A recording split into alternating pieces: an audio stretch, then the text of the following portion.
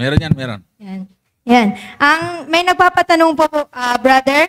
Sabi niya dito, paano po natin pakikitunguhan at sasagutin ang mga kapatid at kaibigan na hindi naniniwala na ang Holy Spirit ay Diyos? Paano pakikitunguhan? Paano po natin pakikitunguhan at sasagutin ang mga kapatid Yan. at kaibigan na hindi naniniwala sa Holy Spirit na Diyos?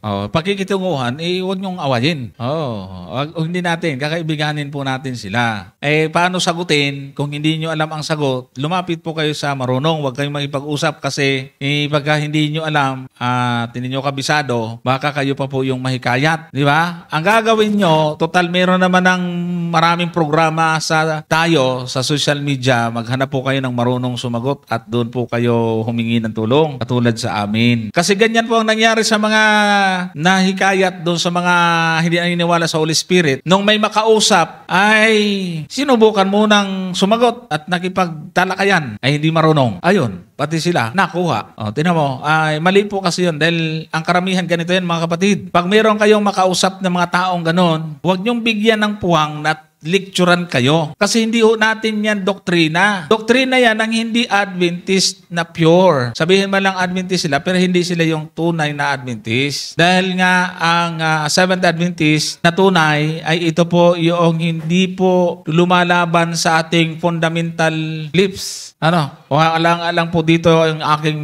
laptop na nandoon yung mga files po natin. Pero kung titingnan ho natin yung sa church manual natin, ang sabi ay huwag makikinig sa individual judgment o sa interpretation ng isang tao. Hindi yung dumaan sa general session, sa general conference na pinag-usapan, pinatuhan. Yun ho dapat ang ating pangahawakan. At yung mga anti-Trinitarian yan, hindi ho yan dumaan sa general session ng general body, ng general conference po natin. Yan po ay galing sa individual thinking ng iba na kahit na napag-aralan at sinagot na hindi po makakatayo ang ganyang doktrina, ay nagpatuloy pa rin. So ang gagawin nun ninyo, kasi ang tanong, paano pakikitunguhan? Siyempre, huwag nyo namang itakwel, pero huwag nyo pong i-entertain kung hindi nyo pa alam. Ang gagawin po ninyo ay magsabi kayo sa pastor, kukontak po doon sa mas marunong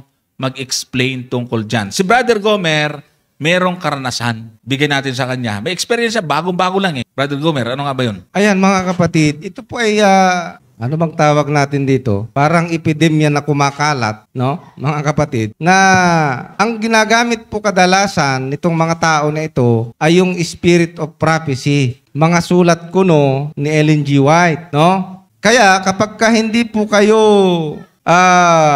pamilyar sa mga sulat ni Ellen G. White, ay maaring talagang mapapaniwala. Kasi pag ipinipresent po nila ito, mga kapatid, yung ipinipresent lang po nila yung other side, no? Yung kabilang side lang, no? Alam po natin na ang ating history bilang mga Seventh-day Adventists, dapat po ninyong malaman yung history na talagang noong una, ang ating pong kasaysayan doon sa ating mga pioneers, talagang hindi po sila kaagad-agad naniwala sa doktrinang ito na ang banal na espiritu ay Diyos at ang banal na espiritu ay person. Marami po tayong mababasang mga pahayag na ganyan sa ating mga pioneer. At yan ang kadalasang binabasa nitong mga anti-Trinitarian para mapaniwala yung mga kapatid. Kaya nga lamang mga kapatid, ang sabi ko nga, ang history po ay dalawa.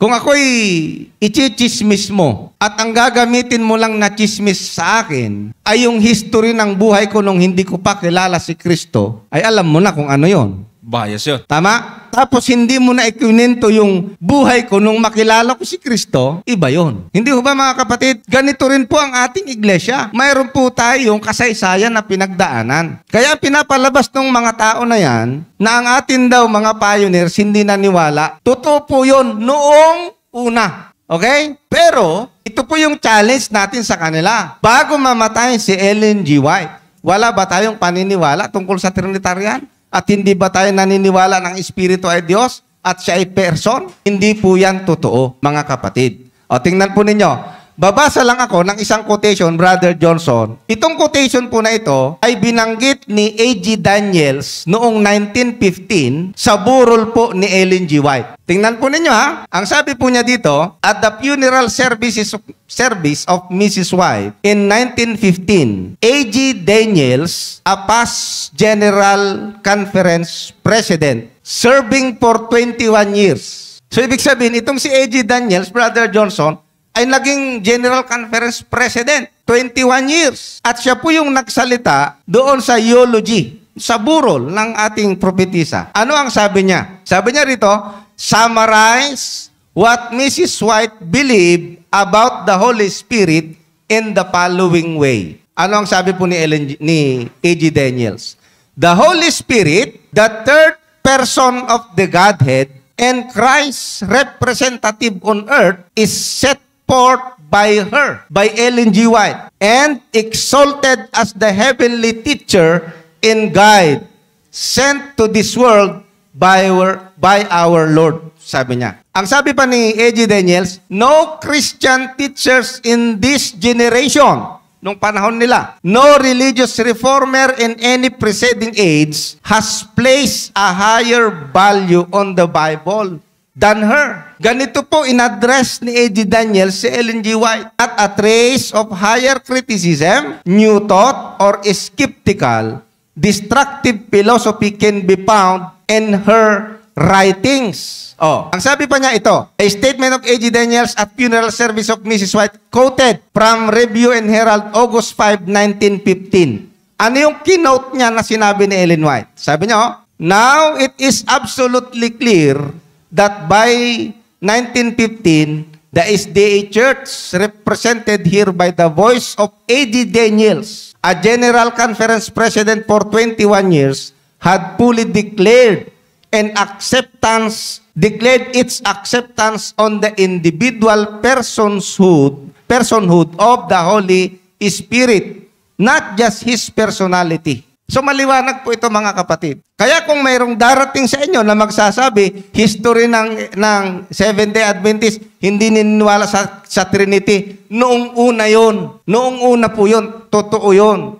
Maging si Joseph Bates, pag-aralan nyo, si Joseph Bates, maging si James White, na asawa ng ating propetisa, noong una ay hindi po talaga nila paniniwala yan. Pero sa tulong at guidance ng banal na Espiritu, bago po mamatay si Ellen White, ang Seventh-day Adventist po ay matatag na naniniwala doon sa kadyusan, sa Trinity, na ang isang Diyos ay mayroong tatlong persona, ang Ama, ang Anak, ang banal na Espiritu. Yan po yung Spirit of Prophecy. Ngayon, pagdating naman sa Biblia, Brother Johnson, ano ba ang sinasabi ng Biblia? Di ba?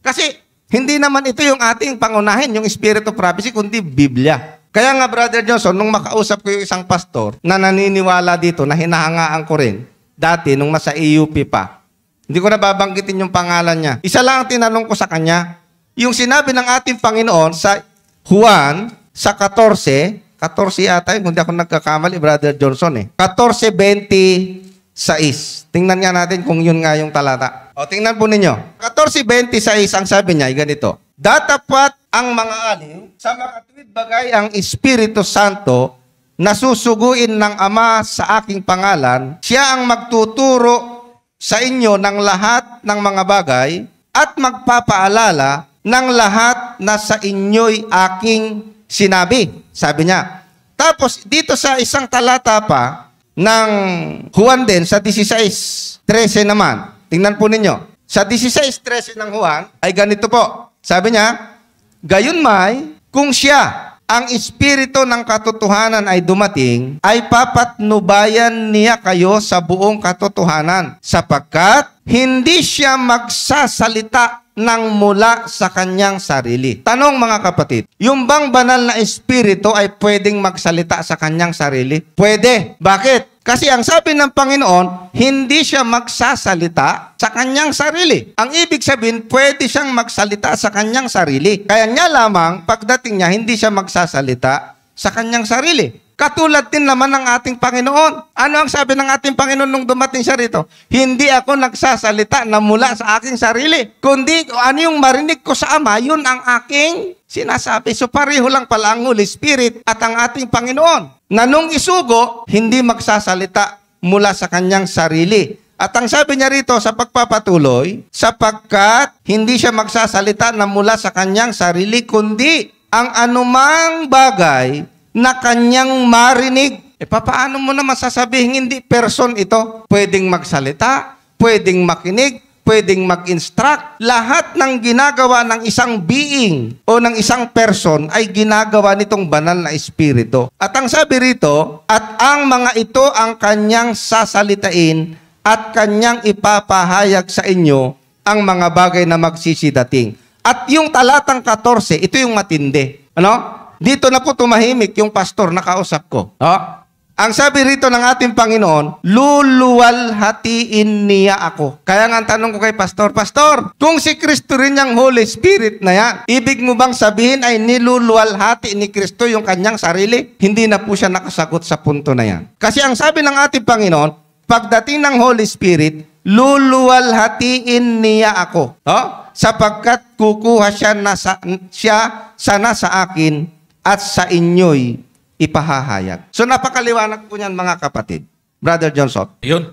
Yan ang baka lumabo pa eh. Maliwanag na.